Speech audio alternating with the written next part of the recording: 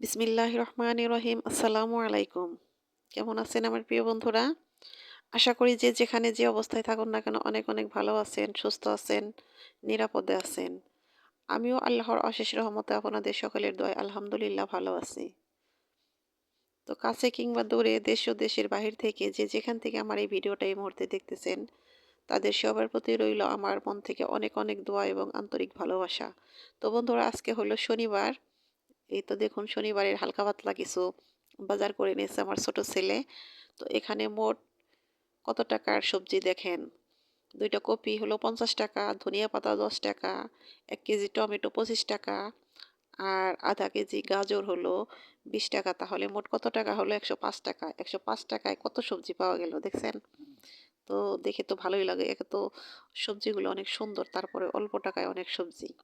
তো আমার ছেলে আবার সন্ধ্যাবেলা সে ঝালমুড়ি খেয়ে এসেছে, আবার আমার জন্য কিছু ঝালমুড়ি নিয়ে এসেছে। তো আমি বলতেছি যে, তুমি আমার জন্য এভাবে ঝালমুড়ি এনেছো কেন? ঝালমুড়ি তো এভাবে আনলে এটা খেতে বেশি ভালো লাগবে না। কয়, আমি খেয়েছি তোমার জন্য এনেছি, তুমি কি হাটে গিয়ে ঝালমুড়ি খাবা?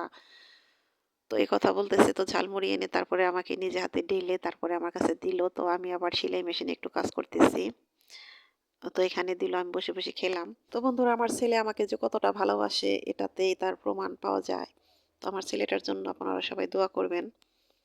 তো এই তো সন্ধ্যার পরে একটু মেশিনে বসেছি, সেলাই মেশিনে কাজ করতেছি।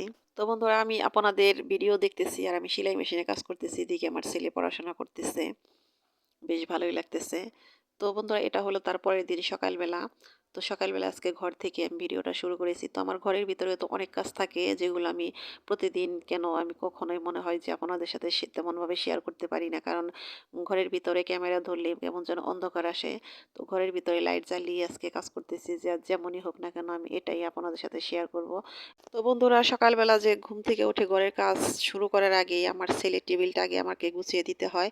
কারণ আমার ছেলেটাই টেবিলে তেমন গুছালো না, ও টেবিলটা গুছিয়ে রাখে না, পড়ে এক এক জায়গায় এক এক বই রেখে তারপরে ঘুমিয়ে পড়ে। তো সকালবেলা উঠে যখন আমি ঘরের কাজটা শুরু করি তখন টেবিলটাকে গুছিয়ে দেই। তো আমার এই টেবিল গুছিয়ে দিতে খুব ভালো লাগে। তো ছেলে তো মাশাল্লাহ দেখতে দেখতে বড় হয়ে যাইতেছে, বড় হয়ে যাবে, তো একদিন বাড়ির বাহিরে চলে যাবে, তখন আর এই কাজগুলো করার হয়তো আর সুযোগ পাবো না।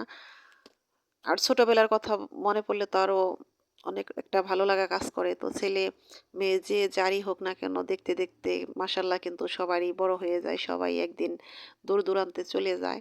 তো সেটা ভেবেই আমি অনেক মনোযোগ সহকারে আমার ছেলেদের যত্ন করি। আমার যত্ন নিতে খুব ভালো লাগে। তো আমি জানি শুধু আমার একার নয়, এরকম যারা আমরা মা আছি সব মায়েরাই তাদের সন্তানদের যত্ন নিতে খুব ভালোবাসে। তো বন্ধুরা, আমি তো আমার ঘরের ভিডিও আমি আপনাদের সাথে শেয়ার করতে পারি না একটা কারণে।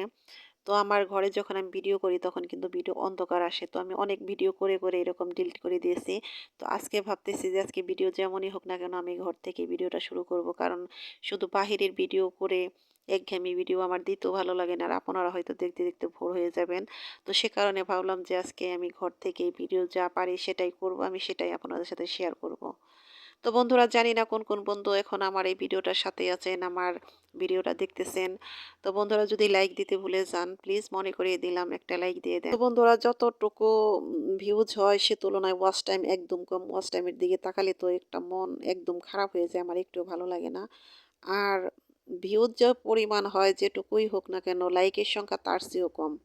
কিন্তু জানি না বন্ধুরা কেন এরকম হয়, কারণ ভিউজ যে পরিমাণ হয় সেরকম যদি কিনা লাইকটা হতো তাহলে আমার এই ভিডিওটা আরও অনেকের কাছে পৌঁছে যেত, হয়তো আমি আরও একটু উপকৃত হতাম।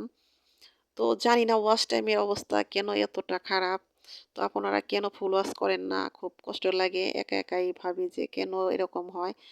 তো একটা ভিডিও বানাতে একটা ভিডিও করতে কিন্তু বন্ধুরা কতটা কষ্ট এটা আমরা সবাই জানি। তো সেটা চিন্তা যদি আমরা সবাই মনোযোগ দিয়ে করি যে আমার যতটা কষ্ট এরকম তো সবারই সেরকম কষ্ট হয়, তাহলে কেন আমরা নিয়মগুলো মেনে ভিডিওটা দেখব না?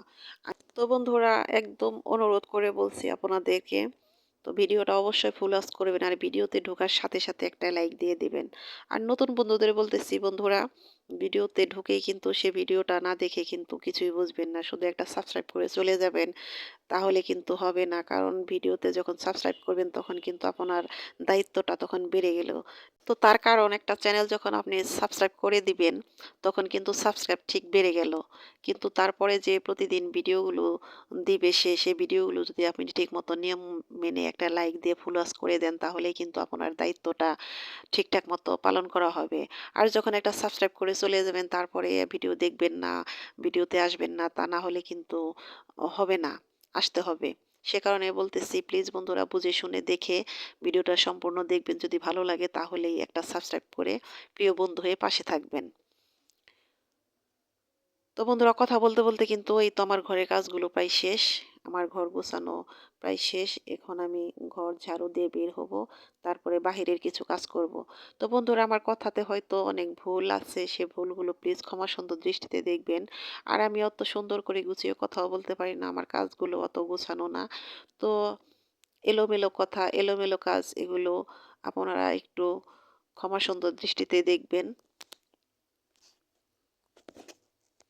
তো আমার কিছু প্রিয় বন্ধু আছে, সে বন্ধুদের উদ্দেশ্যে বলতেছি।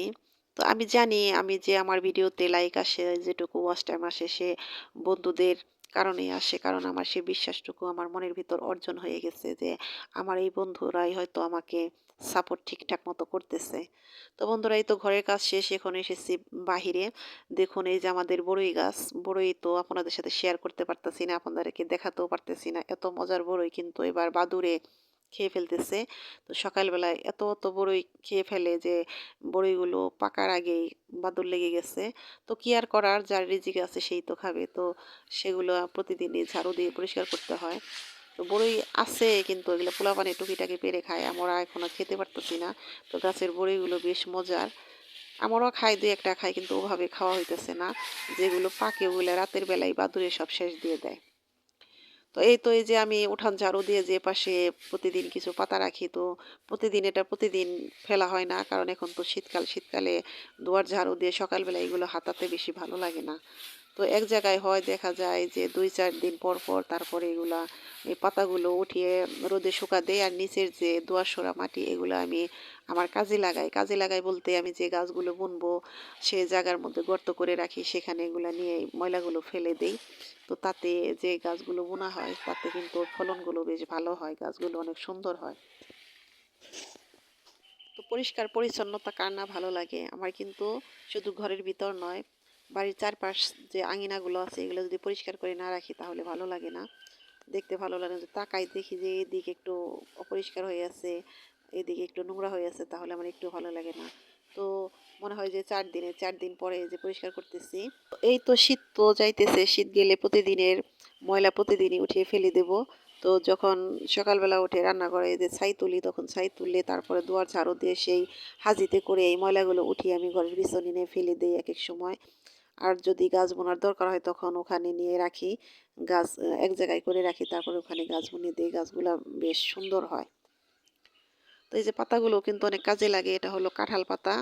কাঁঠাল পাতা এখন তো সব গাছের পাতায় ঝরবে।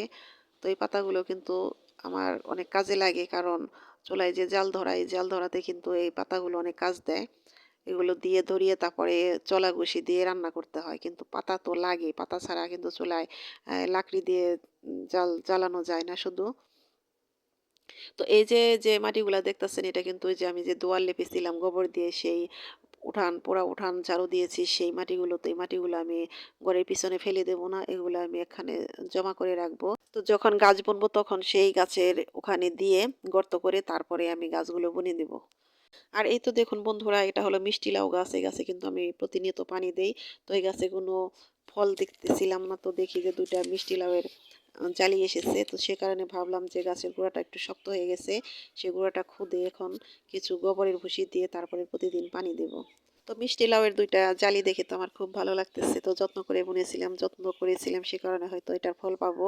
আমি তো ভেবেছিলাম যে এটাই হয়তো আর মিষ্টি লাউ আসবে না, তো এসেছে।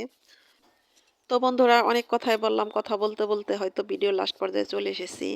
তো আমার ভিডিওটা কেমন লাগলো অবশ্যই আমাকে কমেন্ট করে জানাবেন।